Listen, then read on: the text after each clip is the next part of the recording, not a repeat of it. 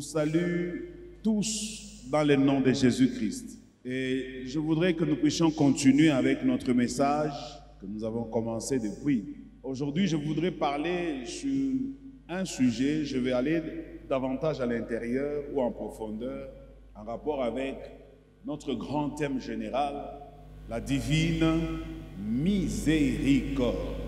Alors aujourd'hui, nous allons parler sur les moyens d'obtenir cette miséricorde. Comment je dois faire pour obtenir cette miséricorde? Il y a beaucoup de choses que nous allons apprendre dans ce sens.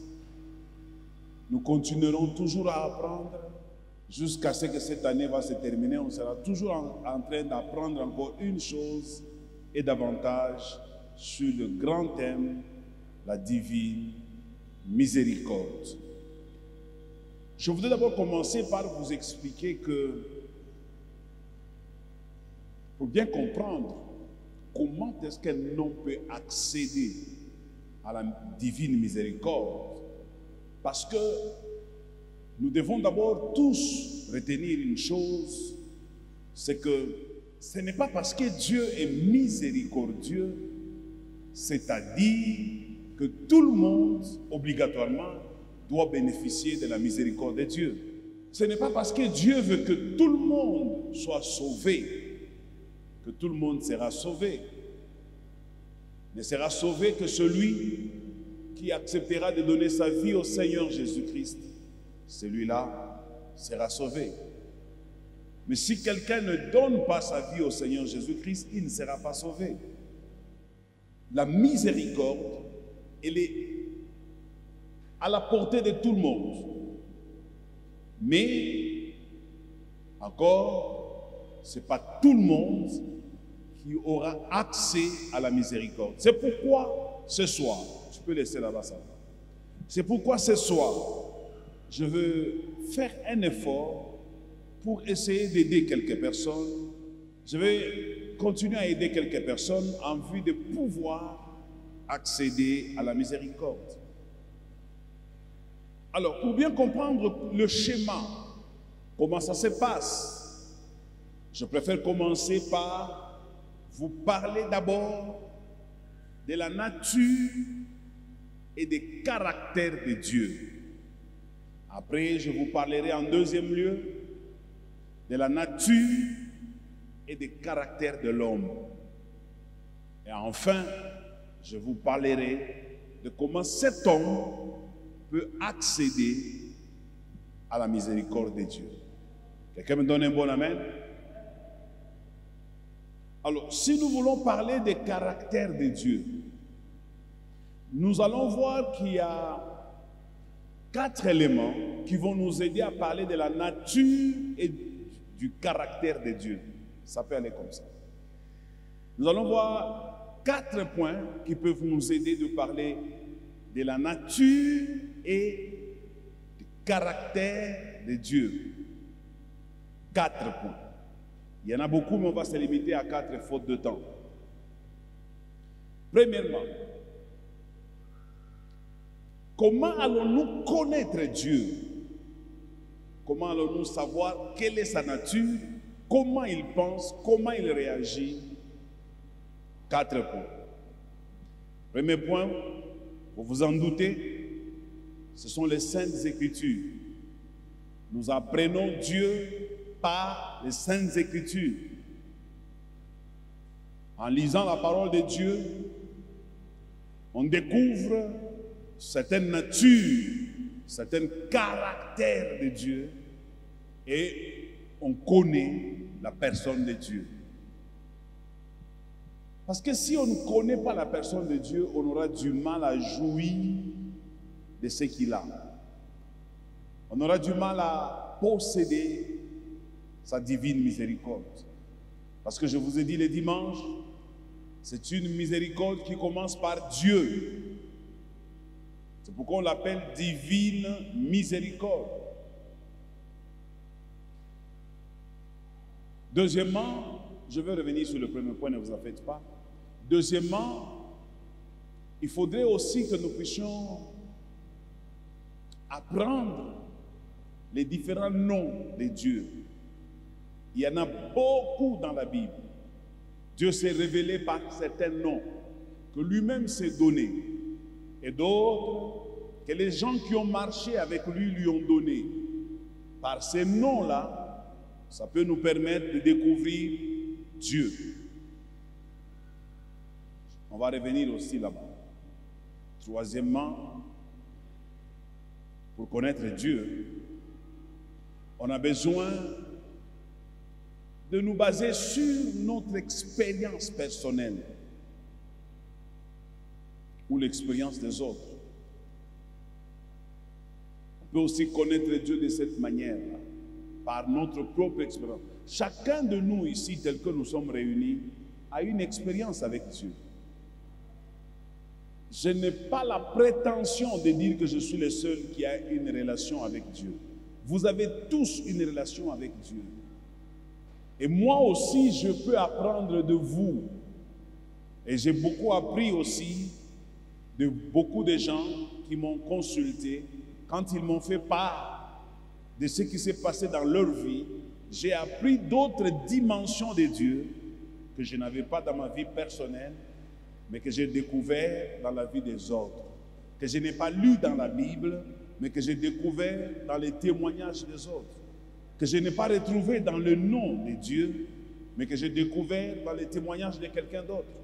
C'est parfois, par moment, moi je vous dis, vous avez aussi le droit de donner un nom à Dieu par rapport à ce qu'il a fait pour vous. Permettez-moi de lire un passage biblique. J'ai promis de parler de 4 points.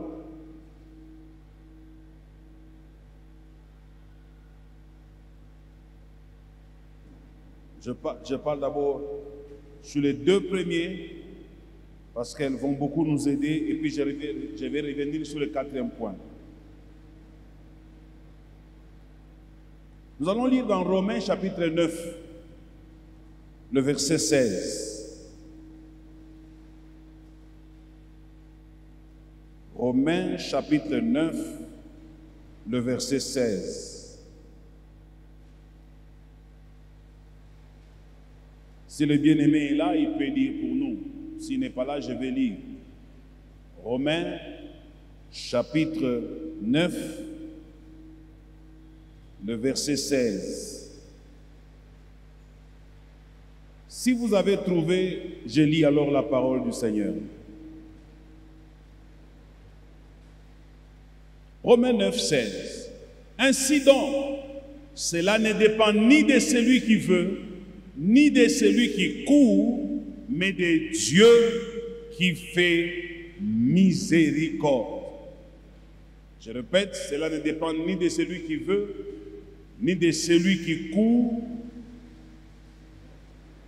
mais cela dépend de Dieu qui fait miséricorde. Alors, le 3e point, plutôt le 4e point, j'ai donné le premier point, comment on peut connaître Dieu par les Saintes Écritures. J'ai donné le 2e point, comment on peut connaître Dieu. J'ai dit par les différents noms qu'on a donnés à Dieu dans la Bible. J'ai dit, 3e, on peut le connaître par son expérience ou l'expérience des autres. Et 4e, on peut le connaître par l'observation de la vie de Jésus. En observant la vie de Jésus, vous pouvez connaître Dieu. Je reviens maintenant au premier point que j'étais en train de développer. Comment est-ce qu'on peut connaître Dieu? Par les Saintes Écritures. Si je lis dans Jean chapitre 4, le verset 8, Jean chapitre 4, le verset 8, la Bible dit,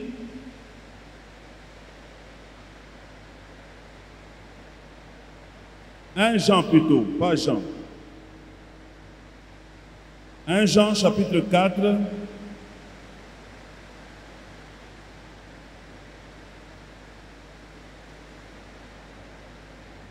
Voilà. 1 Jean chapitre 4, la Bible dit, celui qui n'aime pas n'a pas connu Dieu, car Dieu est amour. Je répète, celui qui n'aime pas n'a pas connu Dieu, car Dieu est amour. Ici, nous voyons que la Bible nous révèle une nature de Dieu. Elle nous apprend que Dieu est amour.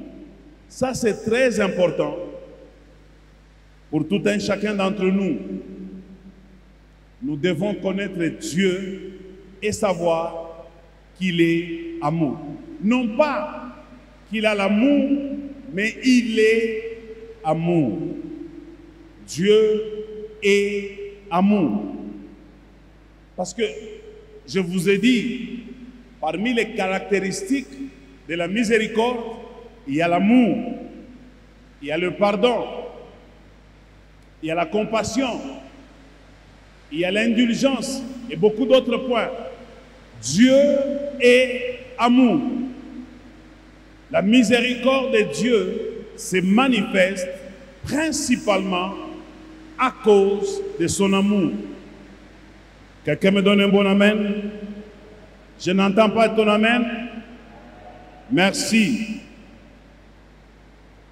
Si nous lisons dans Psaume, chapitre 145,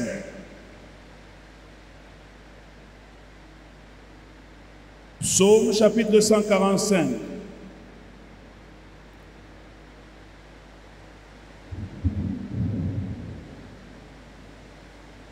on va lire à partir du verset 8 et le verset 9.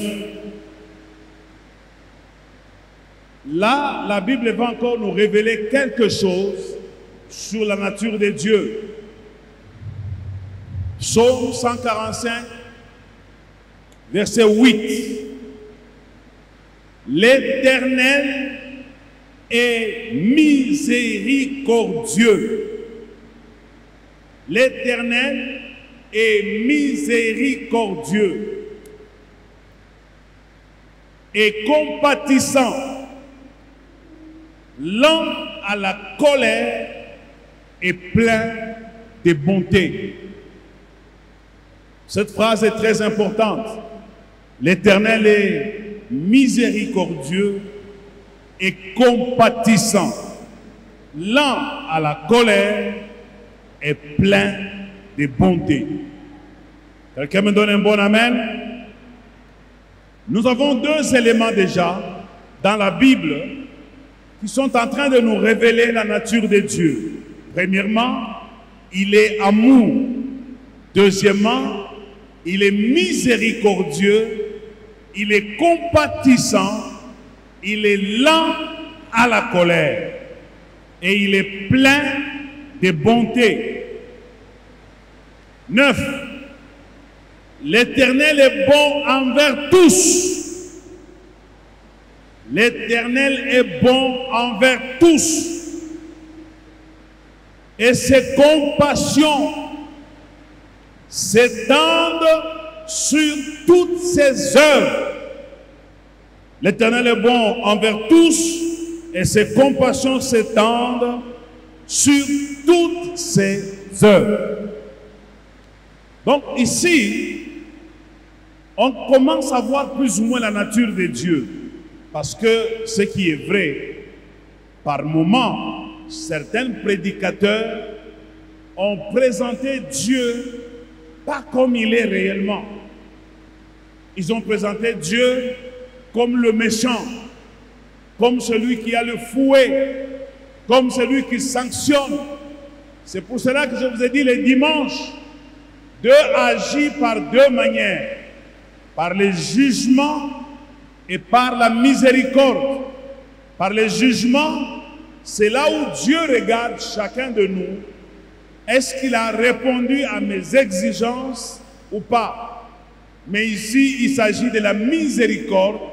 Alors nous devons apprendre, c'est Dieu miséricordieux qui est compatissant, qui est lent à la colère, c'est-à-dire Dieu ne se fâche pas en désordre.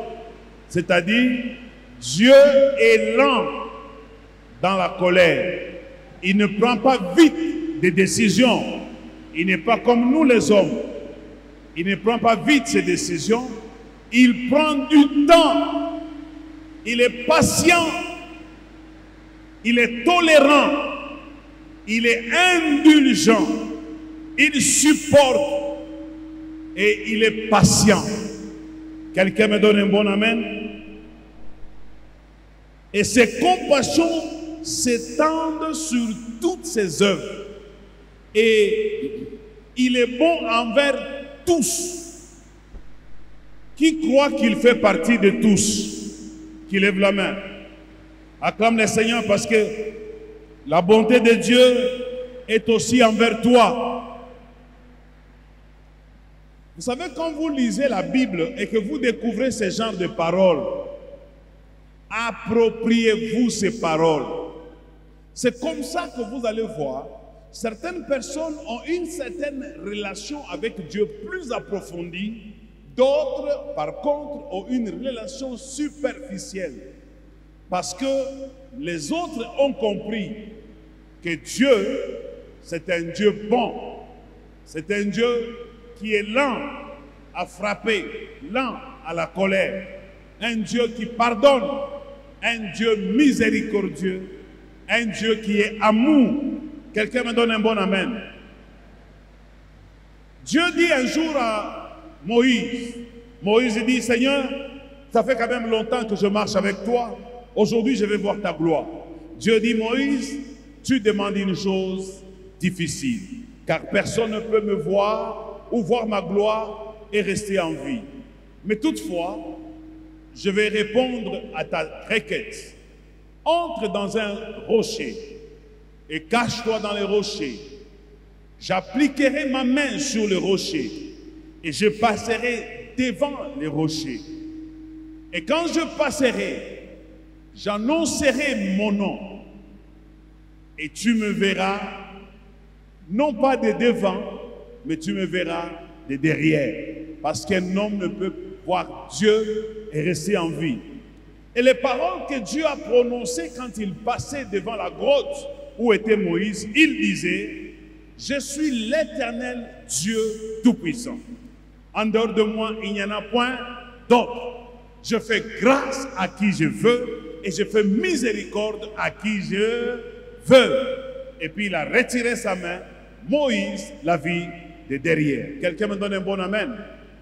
C'est que nous découvrons encore une chose, c'est que nous pouvons demander à Dieu des choses qui ne sont pas prévues, qui n'étaient pas préparées à nous les accorder.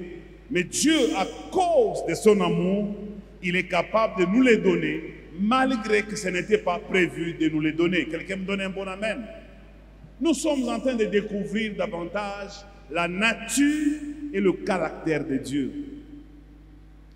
Bien-aimés dans le Seigneur, c'est ce Dieu-là en qui moi j'ai cru. C'est ce Dieu-là qui est amour. C'est Dieu-là qui est miséricordieux. C'est Dieu-là qui est compatissant. C'est Dieu-là à qui on peut amener une femme qui venait de commettre l'adultère. En plein acte, on l'amène devant lui et ce Dieu-là ne condamne pas cette femme. Il pose la question à la femme, où sont ceux qui étaient condamnés? Et ils sont tous partis, du plus petit au plus grand. Quand il lève la main et les yeux plutôt, il dit à cette femme, va, mais ne pêche plus, car moi non plus, je ne te condamne. C'est ce Dieu-là en qui moi je crois. C'est Dieu-là qui est capable de voir Pierre le renier à 3 reprises devant une femme, une vieille femme qui n'était pas armée. Pierre l'a renié. Et quand il ressuscite le 3e jour, il dit aux femmes qui étaient venues à la tombe, il leur dit, allez dire à mes disciples de m'attendre dans la chambre haute, je vais passer. Mais n'oubliez pas, allez aussi chercher quelqu'un. Je sais qu'en ce moment, il est meurtri au fond de lui-même. Il se culpabilise de m'avoir renié. S'il vous plaît, n'oubliez pas de m'amener aussi Pierre. C'est comme ça qu'on est allé aussi prendre Pierre, parce que Jésus savait que si je ne fais pas un pas vers Pierre, Pierre ne fera jamais un pas vers moi. C'est ce Dieu-là que moi je sers. Quelqu'un me donne un bon amen? C'est ce Dieu-là qui a accepté de prendre la chair humaine pour descendre sur la terre. Et afin d'exposer sa vie au tourment de Satan, il a accepté de mourir pour nous à la croix. C'est ce Dieu-là qui est miséricordieux. S'il est mort pour toi, s'il est mort pour moi, qu'est-ce que Dieu peut nous refuser aujourd'hui? Il n'est pas un Dieu qui a simplement besoin de nous amener au ciel, mais c'est un Dieu qui veut que nous puissions avoir des bons moments sur cette terre.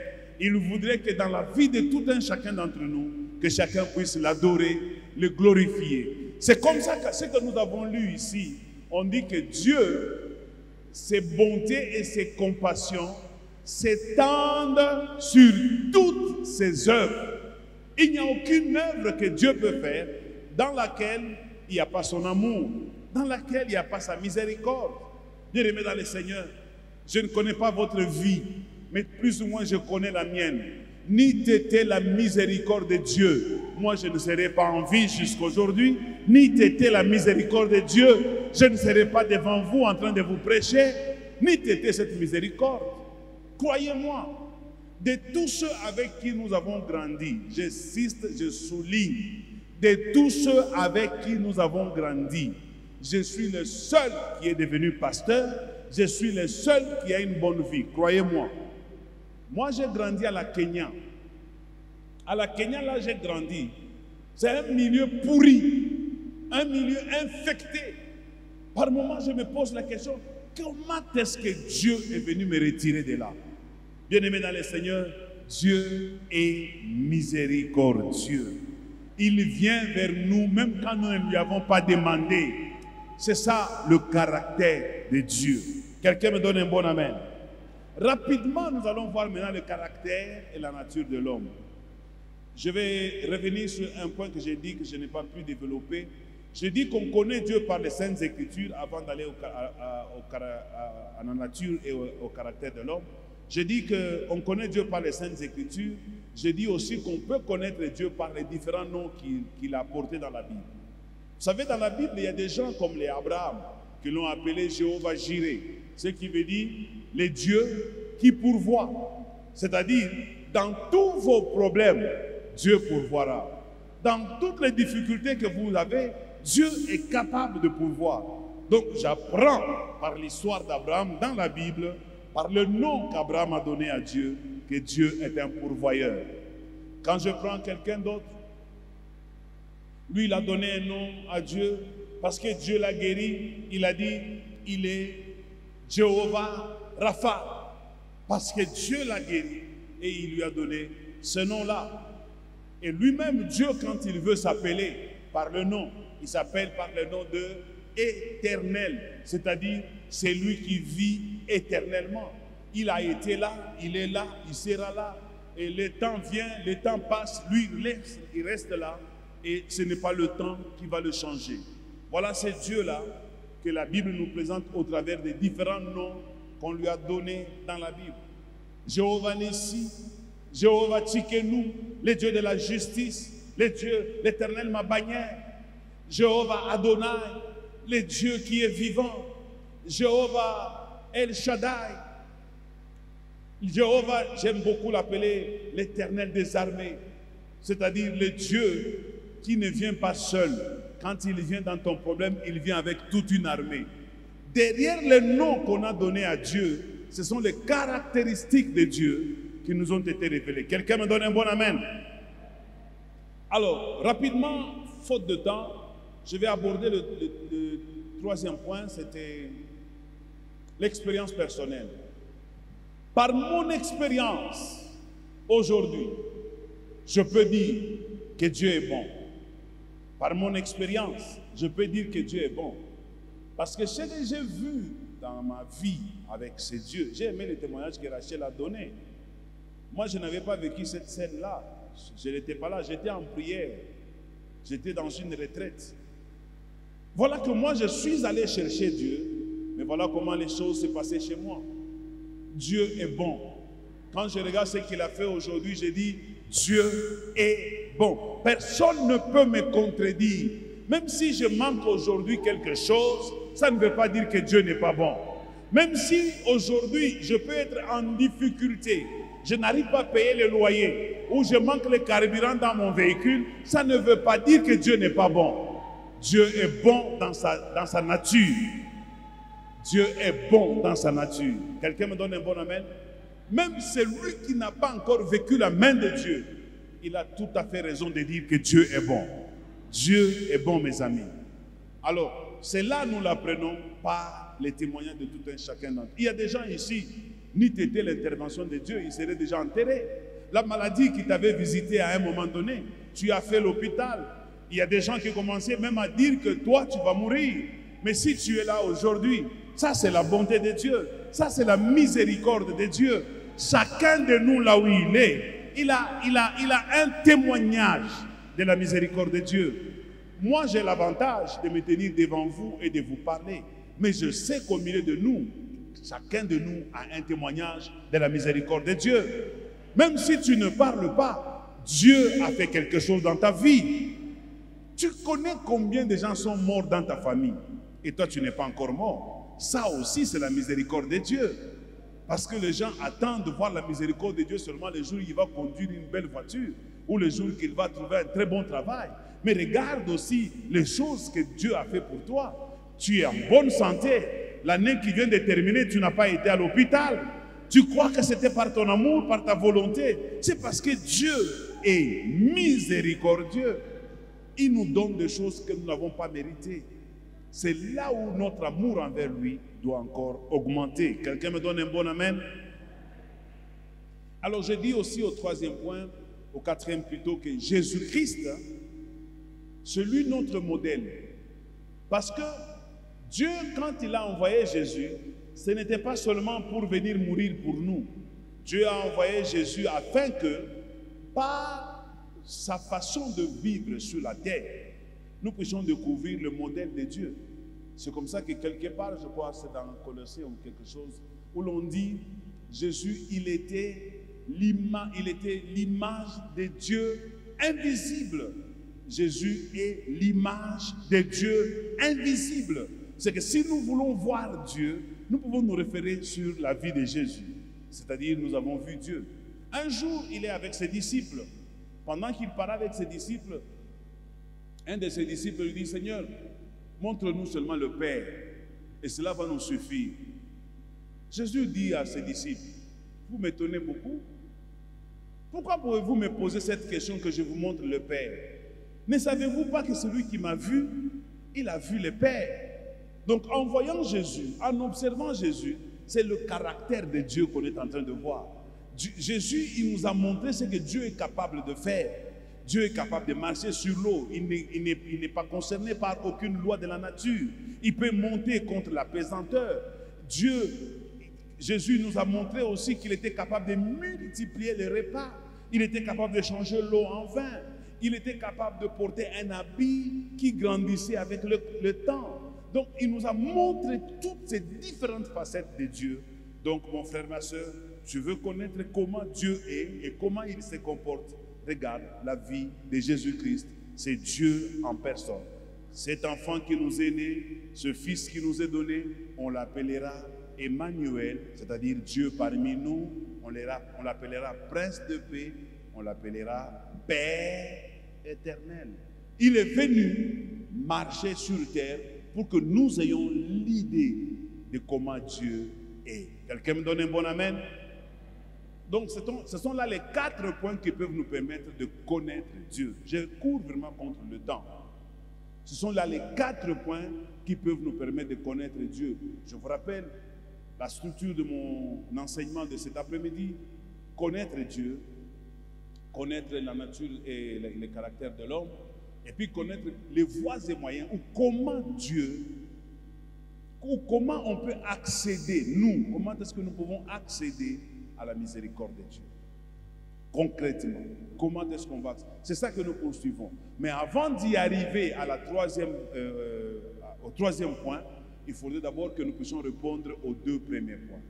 Nous connaissons maintenant la nature de Dieu et les caractères de Dieu, plus ou moins. Permettez-moi maintenant que je vous parle du caractère de l'homme. Quand nous voulons parler de l'homme, nous savons que l'homme a été créé à l'image de Dieu, mais il a perdu cette image. Je souligne bien ce mot parce que c'est très important. L'homme a été créé à l'image de Dieu, mais il a perdu cette image. L'homme pouvait aussi commencer à montrer le caractère de Dieu, mais il a perdu ça. L'homme est devenu méchant. L'homme est devenu mauvais. C'est comme ça que la Bible dit dans Jérémie, je crois, chapitre 17, la Bible dit, le cœur de l'homme est tortué. Il est méchant par-dessus tout. L'homme, dans sa nature, il est méchant, il est mauvais. Dans Genèse chapitre 6, après l'histoire du déluge, Dieu va constater que le cœur de l'homme était tourné vers le mal. Et il s'est repenti d'avoir créé l'homme et dit, je vois que le cœur de l'homme n'est pas celui que j'ai créé avant. Vous allez me poser la question de savoir, mais comment se fait-il qu'il a été créé à l'image de Dieu et puis il est devenu méchant, mauvais?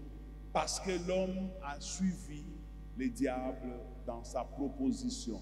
C'est le diable qui nous a corrompus. Il nous a fait perdre la nature que nous avions de Dieu. C'est comme si quelqu'un venait te dire, si tu manges le fruit de cet arbre, tu deviendras toi-même. Alors que l'homme était déjà comme Dieu. Mais qu'est-ce que l'homme cherchait encore? Il était déjà comme Dieu. En voulant être comme Dieu, il a perdu même sa divinité. C'est comme ça que Jésus est venu pour aider à l'homme de retrouver cette nature qu'il a perdue. Je reviendrai aussi sur cette phrase. Quelqu'un me donne un bon amen?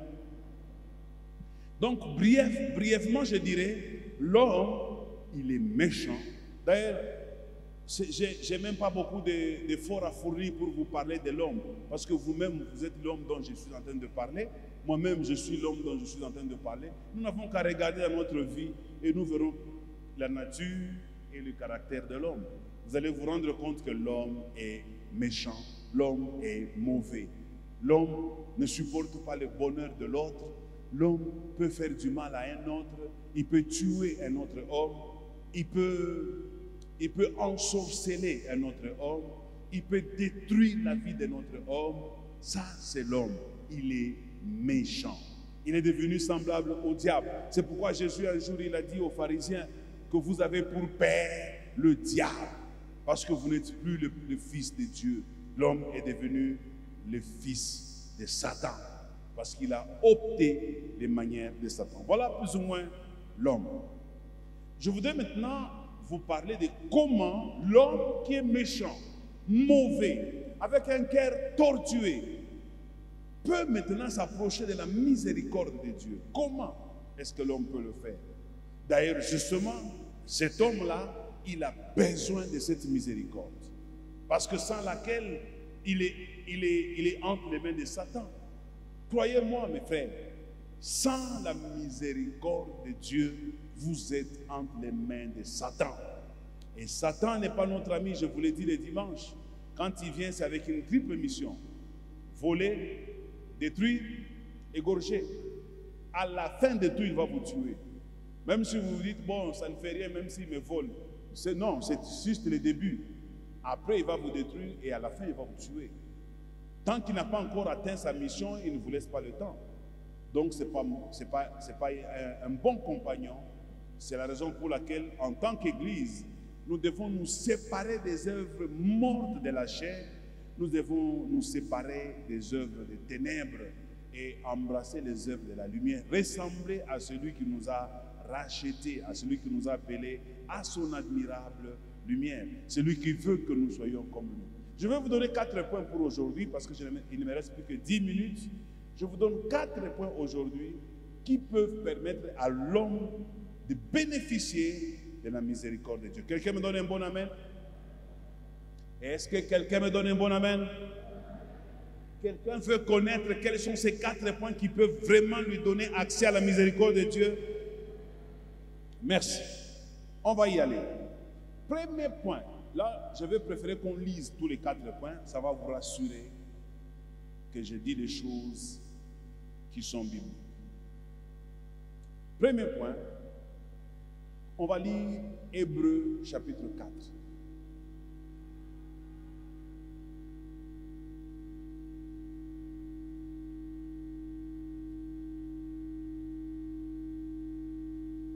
Hébreux chapitre 4, le verset 16.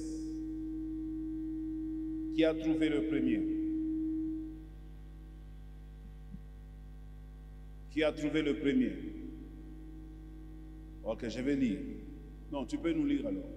Lis-nous, frère. Hébreux chapitre 4, le verset 16. Ça, c'est la première façon qu'un homme peut faire pour bénéficier de la miséricorde de Dieu. Allons-y.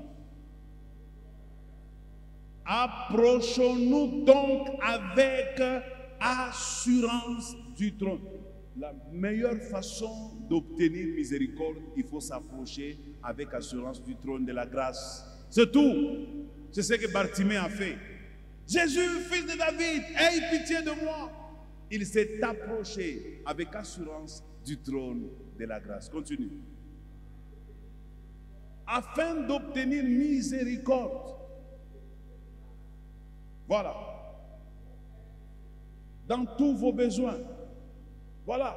Donc la première façon, si vous voulez vraiment vivre cette année de miséricorde, de divine miséricorde dans votre vie, approchez-vous de Dieu avec assurance. Assurance, c'est une façon de demander d'avoir la foi dans ce que vous faites. Approchez-vous auprès de Dieu avec assurance. Je sais que la nature de l'homme, c'est une nature pécheresse. L'homme a toujours tendance à se condamner, à se reprocher, à se culpabiliser, à s'éloigner de Dieu. Ça, c'est la nature de l'homme. Il dit, je ne suis pas digne. Mais ici, dans Hébreu, on te dit, approche-toi de Dieu avec assurance afin d'obtenir miséricorde et d'être secouru dans tous tes problèmes. Quelqu'un me donne un bon amen? Deuxièmement, on va lire Proverbe 28, verset 13.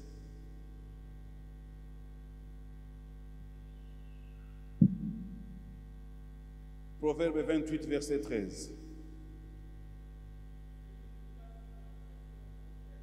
Celui qui cache ses transgressions ne prospère point. Celui qui les avoue et les délaisse, il obtient miséricorde. Vous savez, à l'église, on n'a pas beaucoup enseigné sur la miséricorde. Cette année, on va beaucoup vous enseigner sur ce thème et ça va beaucoup vous aider. Donc, quand quelqu'un cache ses péchés, il ne va pas prospérer. Parce que tu caches ta vie. Parce que tu ne veux pas que les gens connaissent ta vie. Tu ne vas pas te confesser. Continue à le faire. Tu ne verras jamais la miséricorde de Dieu. Mais celui qui les avoue et qui les délaisse, celui-là va obtenir miséricorde. Quelqu'un me donne un bon amen? Ça, c'est le deuxième moyen si vous voulez recevoir la miséricorde. Le troisième moyen, on lit dans Psaume chapitre 51, le verset 17. Psaume 51, le verset 17. Écoutez, Seigneur, hein? Psaume 51. Je dis 17. 17.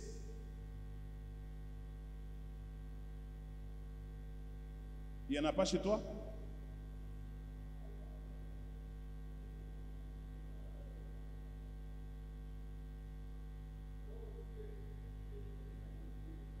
Voilà, c'est celui-là. Commence. C'est 16 chez toi. Chez moi, c'est 17. Vas-y.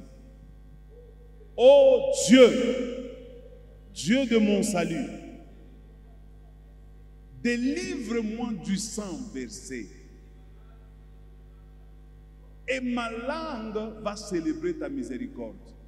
Ici, hein, pour le troisième point, si tu veux obtenir la miséricorde et la célébrer, il faut accepter le brisement. Je dis, il faut accepter le brisement. Dieu ne fait pas miséricorde aux orgueilleux.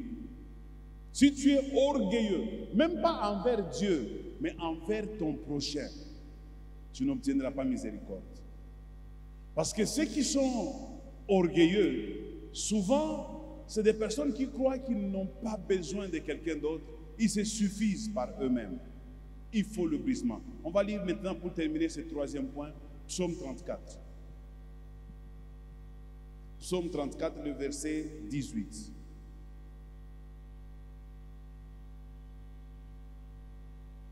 Psaume 34, le verset 18. Oui.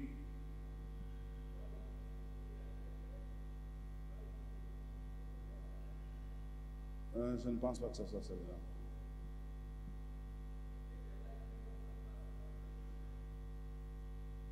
Continue d'abord.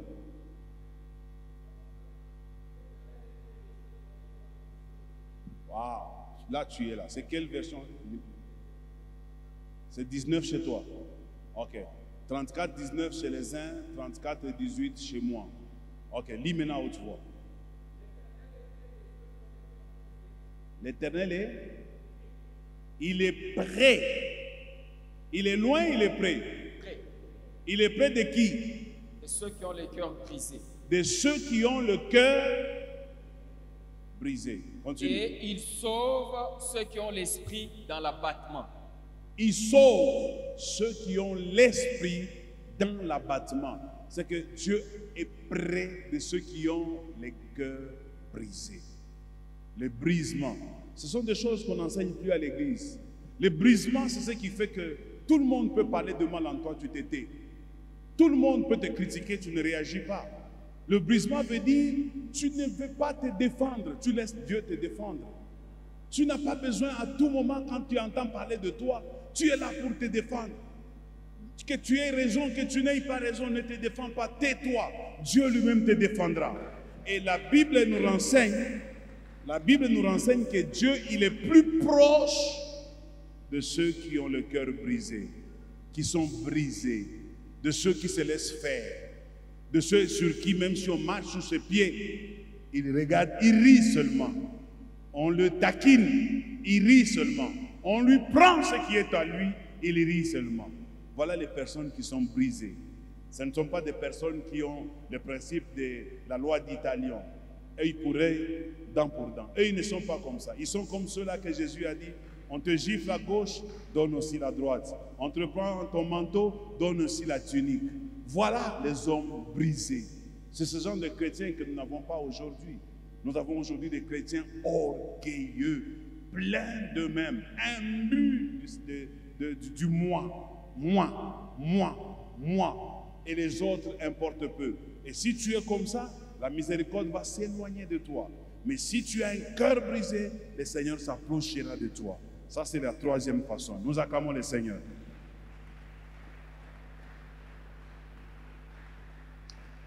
Et la dernière façon, c'est dans Matthieu chapitre 5, le verset 7. On va terminer par là. Matthieu chapitre 5, le verset 7. Matthieu chapitre 5, le verset 7. Oui. Heureux les miséricordieux, Heureux les miséricordieux, car ils obtiendront miséricorde. car ils obtiendront miséricorde. C'est ici qu'on va terminer. Ça devient un peu compliqué cette phrase, hein? Mais c'est simple. L'adjectif de celui qui a ou qui fait la miséricorde, c'est miséricordieux.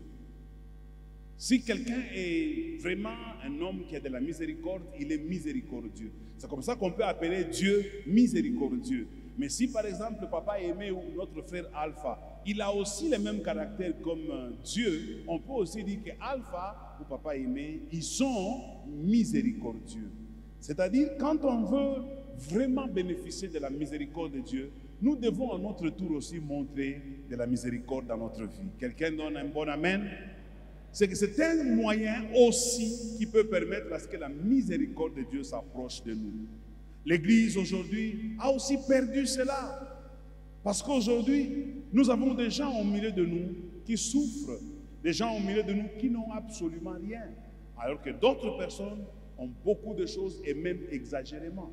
Pourquoi? Parce que aussi, à l'église, il y a des problèmes que nous avons, des problèmes très sérieux, je dois quand même les souligner. Je suis conscient de cela. Aujourd'hui, à l'église, nous avons quelques sorciers qui se permettent de venir au milieu de nous. Et nous avons maintenant peur. Par exemple, si j'ai quelque chose, je veux faire du bien à quelqu'un, mais ce que je lui donne, lui peut prendre cela et il retourne cela contre moi. Et cela a refroidi les cœurs de beaucoup de gens à l'église et les gens commencent à se méfier les uns des autres. Et par conséquent, nous n'arrivons plus à montrer à Dieu que nous avons aussi de la miséricorde en nous parce que nous sommes créés à l'image de Dieu. Si nous reconnaissons que Dieu nous a sauvés et que nous ne sommes plus de la malédiction d'Adam, c'est que nous sommes devenus comme Dieu. Et si nous sommes devenus comme Dieu, donc nous avons la même nature que Dieu. Si Dieu est miséricordieux, donc nous sommes aussi miséricordieux. En étant miséricordieux, Dieu nous ajoutera sa miséricorde. Quelqu'un me donne un bon amen? Soyez miséricordieux et Dieu vous donnera sa miséricorde. C'est-à-dire, ayez de la compassion les uns envers les autres. Ayez de la pitié envers les uns et les autres. Je parlais aujourd'hui avec quelqu'un au téléphone le matin. Il me racontait une histoire.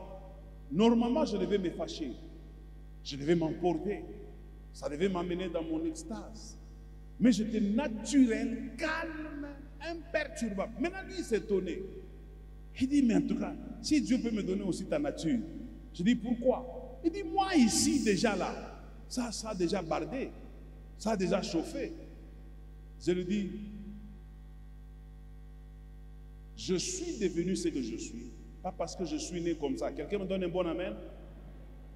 Personne n'est né bon.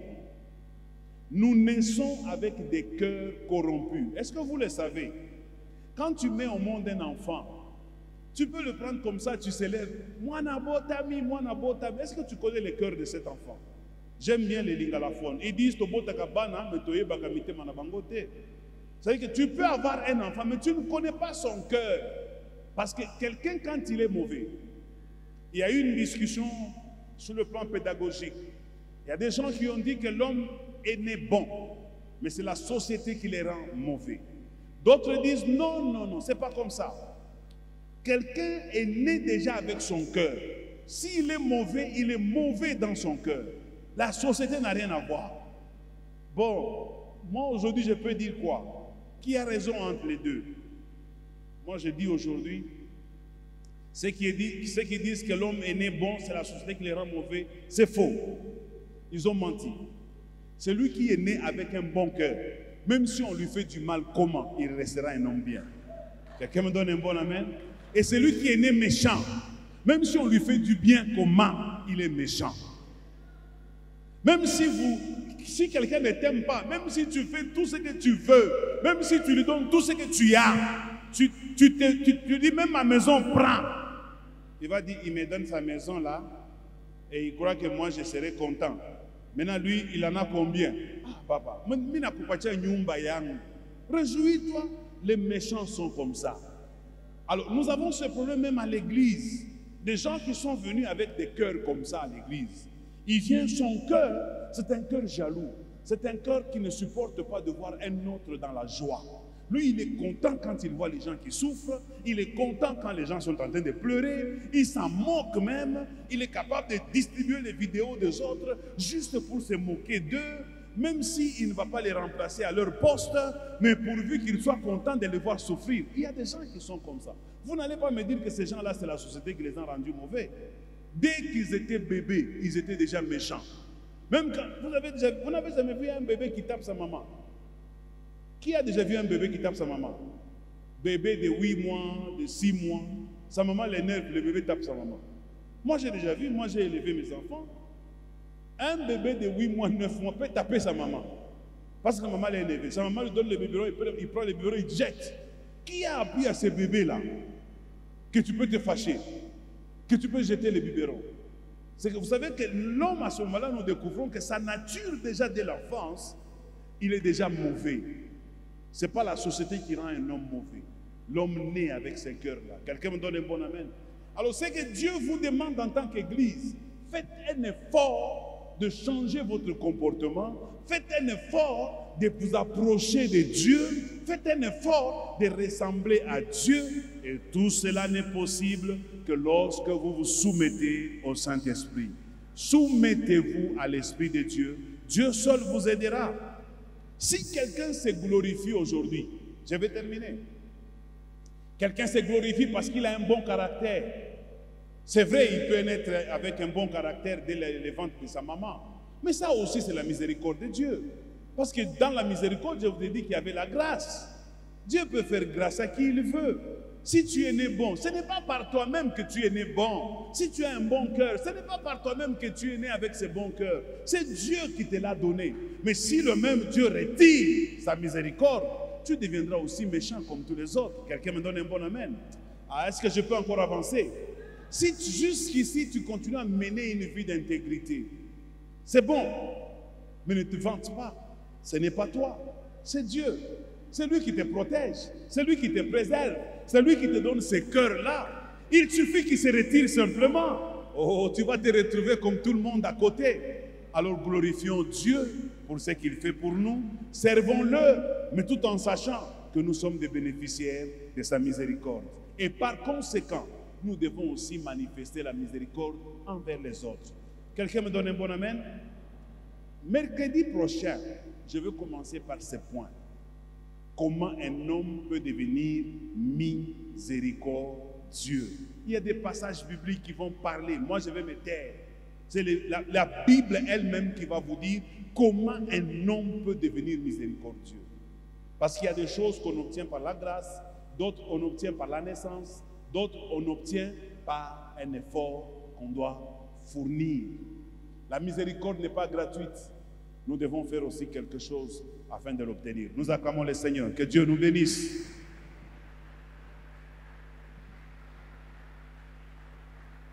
Je vais vous demander de vous tenir debout à présent.